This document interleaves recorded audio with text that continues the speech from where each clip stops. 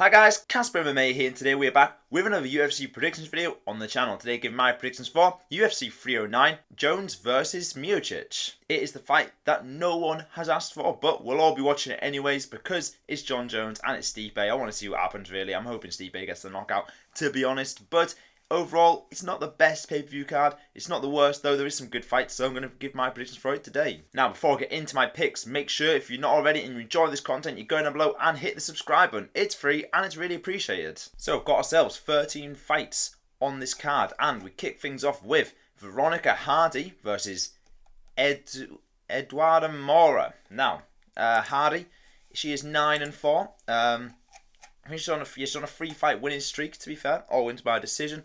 But she's got a few good wins in there, you know. She's 4-4 in the UFC, but, you know, on a good winning streak at the minute. I can respect that. Her opponent, Moura, 10-1, so she's got a very good record. She's 1-1 in the UFC, came in through the Contender Series, but she did lose a split decision to Diniz Gomez. So I feel like this is a close fight, you know. Women's fights are always pretty close, in my opinion, especially these low-level ones. But it's going to be hard to pick because, I mean, Morris has not had as many fights in the UFC as Hardy has, so I think that's going to influence my pick towards Hardy. I think Hardy's going to get this job done by decision. Now, moving up the card to Oban Elliott versus Basil Hafez. Now, we've got a Welshman on the card. Oban Elliott, 11-2 record. I mean, he's on quite a big win streak, to be fair. His current win streak's like 7 or something. Yes, 7 wins at the minute. He's currently 2-0 in the UFC. Val Woodburn and Preston Parsons.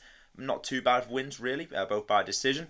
But, yeah, he looks like a decent prospect, to be fair. His opponent, Basil Hafez, I mean, we obviously saw him when he came in. I don't know if it was short notice, but he stepped up to fight JDM.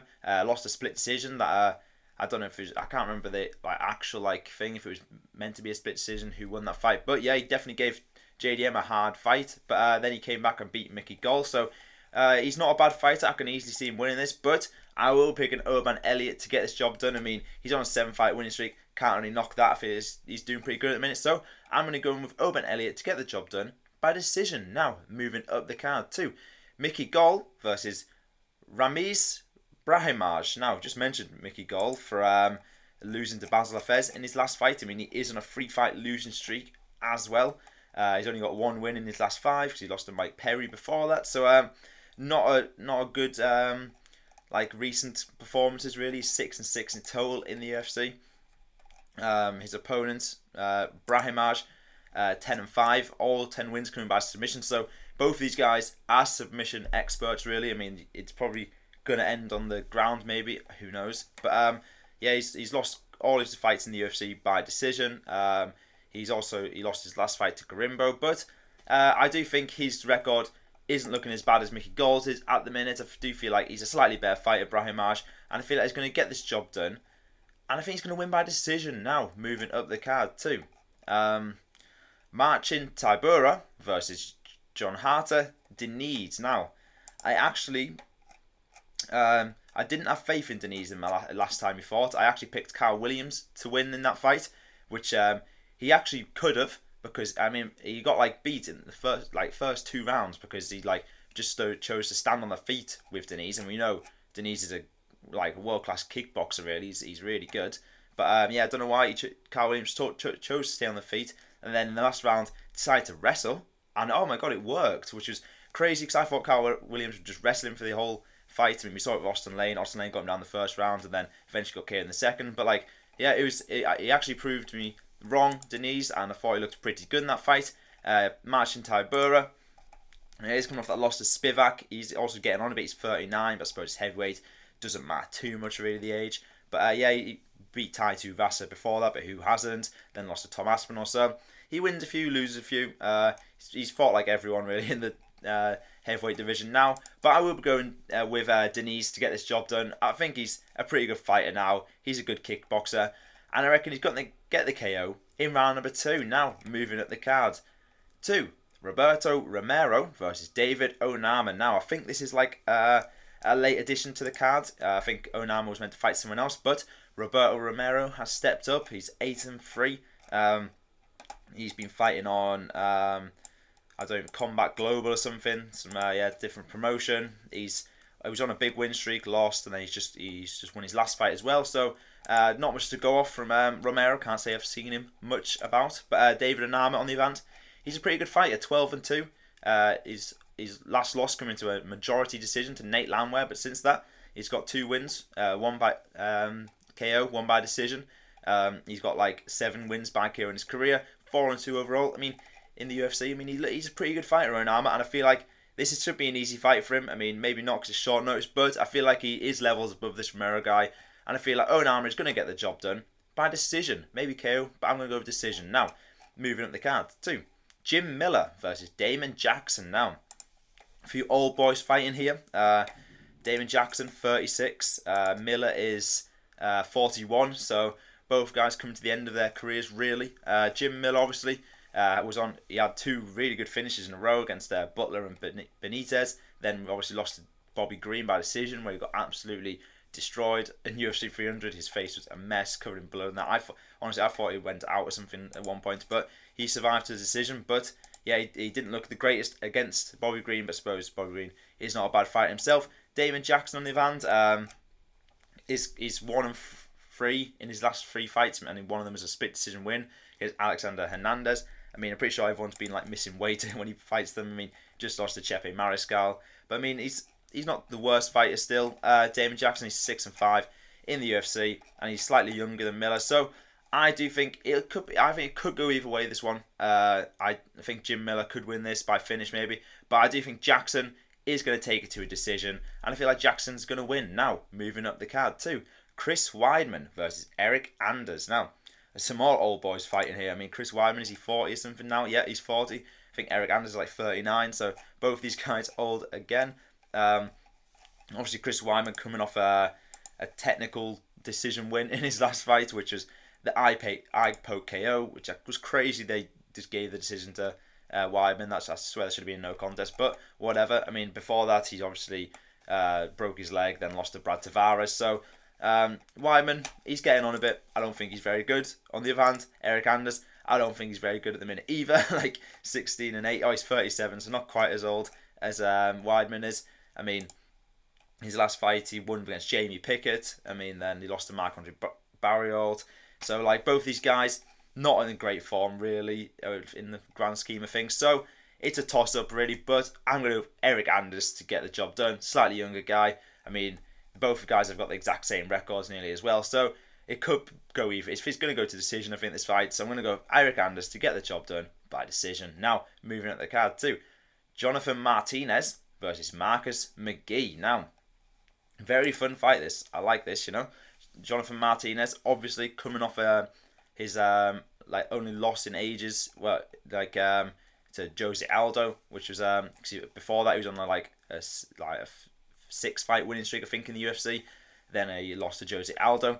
But apart from that, he's a pretty good fighter. I mean, his leg kicks are dangerous. He's got a couple of leg kick KOs in his career. Whereas Marcus McGhee on the other hand is a dangerous man. I mean, his nickname's the Maniac, which he's 9-1, 8 wins by KO, 1 win by submission. So it's probably going to be a finish in this fight as well. I can see it happening. I mean, his only loss is by a submission as well in LFA. So what's his face? McGhee.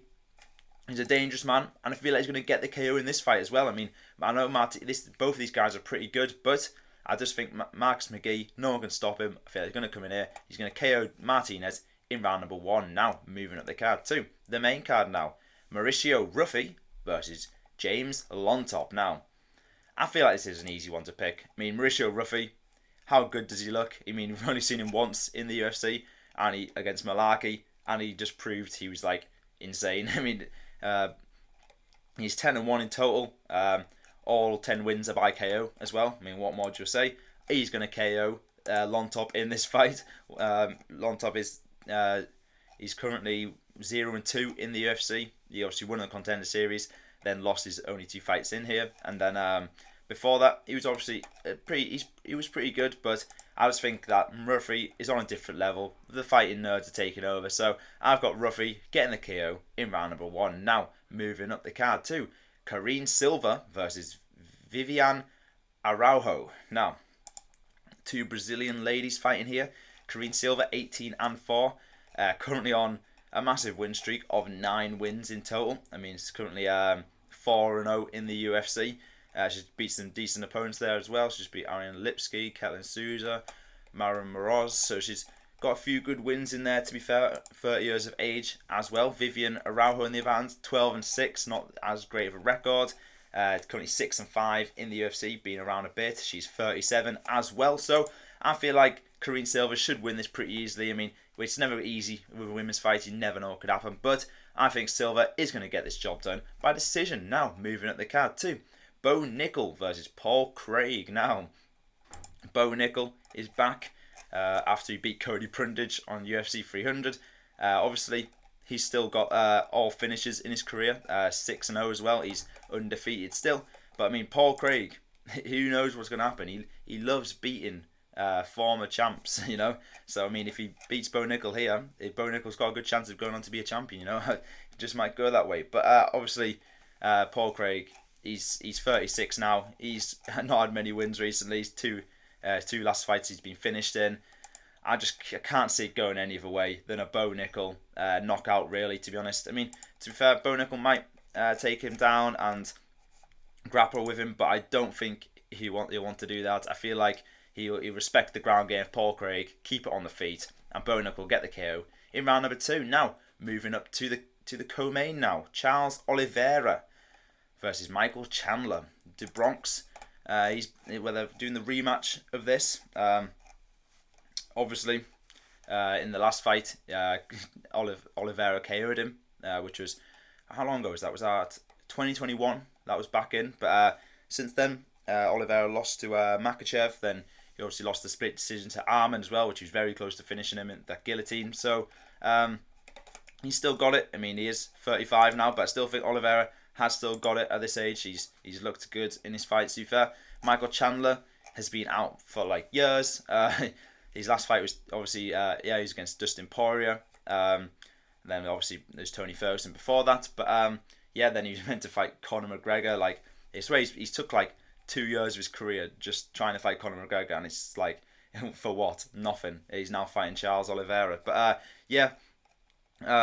Michael Chandler's been inactive. Charles Oliveira has been decently active. So I'm going to go with Charles Oliveira. He's going to win the rematch again. I don't think he's going to get the KO this time. I think Charles Oliveira is going to get the submission in round number 3. Now, moving up to the main event.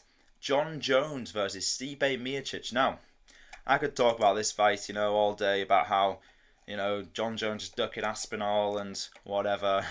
But, like, realistically, I'm here to give you my pick. Jon Jones is obviously winning this fight. Like, there's no other, like, possibility, really, is there? I mean, Stipe is, when was the last time he fought? Like, 2021, and he got knocked out by Francis Ngannou. And who knows, like, what he's going to look like when he comes back in the arena, if he's been training all this time or whatever. Who knows? Jon Jones is calling out an old man who's already retired, really. So I think Jon Jones is going to win this easily. And I feel like he's going to get the knockout as well. So I'm going to go with Jones by knockout in round number 2. So there we have it. There are my picks for UFC 309. Let me know down in the comments if you agree or disagree with any of the picks. So that's all for today's video. If you guys enjoyed it, maybe leave a like, hit the subscribe button. I'll see you guys next time. Goodbye.